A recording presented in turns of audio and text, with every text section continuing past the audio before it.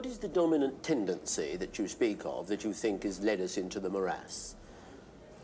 That we're not willing to accept the guidance by the price mechanism, which alone can enable us to create a system of international coordination where the individual efforts are not guided by the concrete knowledge of the results, but where we work for something about we only learn by abstract signals, the prices. Why is that the only possible mechanism? Because we don't possess the knowledge. The knowledge of facts is widely dispersed. We want to make use of knowledge possessed by millions of individual people, which they can only use if they are fed signals about the general situation. You can't reverse it, you can't possibly concentrate this knowledge. But the whole order of international cooperation has been built on such a signaling system where signals tell you about facts which nobody knows concretely in their totality. And I may add, such signals you cannot correct. You cannot correct signals which inform you about circumstances you don't know. And these signals you mean are the prices in a free market? Entirely the prices in the free market, which alone have made the present level of wealth possible. But isn't the system fundamentally unjust in that, first of all, it only rewards in economic terms. Secondly, it rewards people in a way which may well be wholly disproportionate to their merit.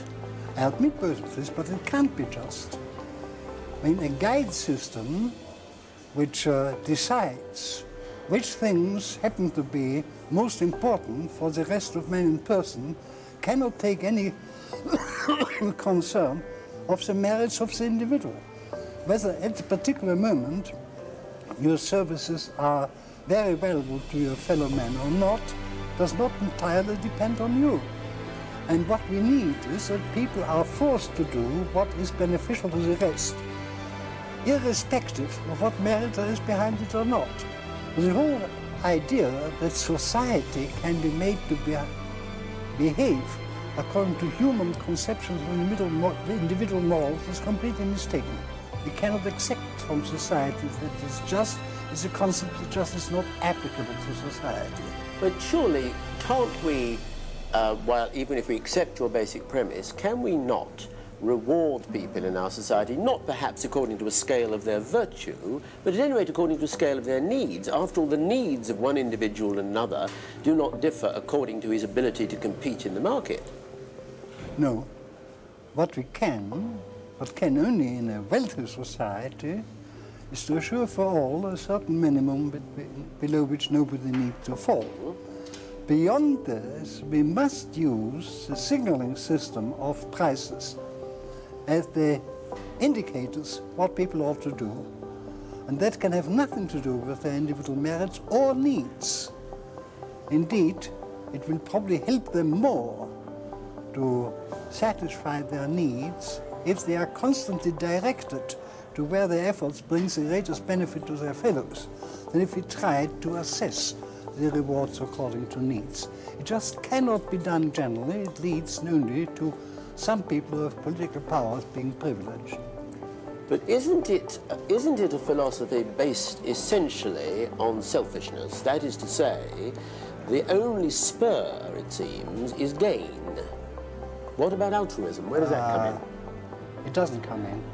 See, both altruism and solidarity are very strong instincts which guided man in the small group where he was serving known other persons, when his efforts were directed to the needs of familiar people.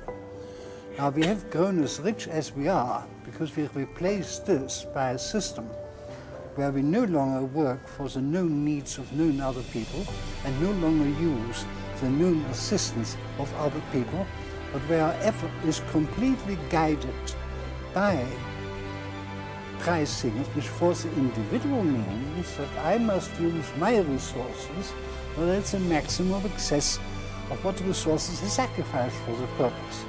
But the justification is not my benefit, but that in this way I benefit my fellow man most. So it does happen that so far as commercial activities or economic activities are concerned, we will benefit our fellow men most if we are guided solely by the striving for gain. We are then completely free how to use what we have earned. And there, of course, the desire for using being altruistic comes in very strongly, but not in the ordering principle of our society.